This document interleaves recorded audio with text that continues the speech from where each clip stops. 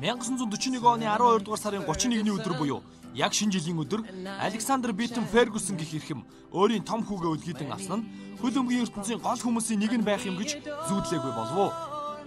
1986 оны 11 дугаар сарын 6-ны өдөр Олд Траффордын баг Манчестерын жолоог атгах хүн нь Фергюсон байсан.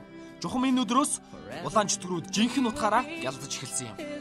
Агуу сайр Алекс Фергюсон Манчестерт өнгөрөөсөн 27 жилийн хугацаанд Премьер Лигт 13, FA цомд 5, Лигийн цомд 4, Community Shield-д 10, аваргуудын лигт 2, Супер цомд 1, мөн клубүүдийн дэлхийн аваргад 1 удаа түрүүлсэн агуу амжилтыг үзүүлсэн билээ.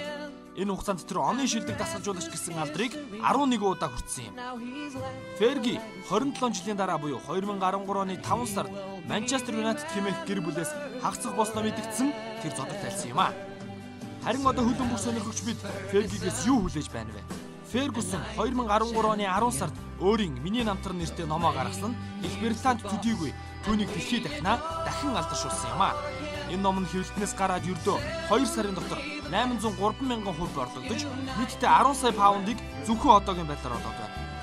Фергийн номондоо өөрийн туулж өнгөрүүлсэн дасгалжуулагчийн зам нь хэрхэн улаан чөтгөрүүдийг зогцлон бүтээснээ нэг-нэгэнгөө дурджээ.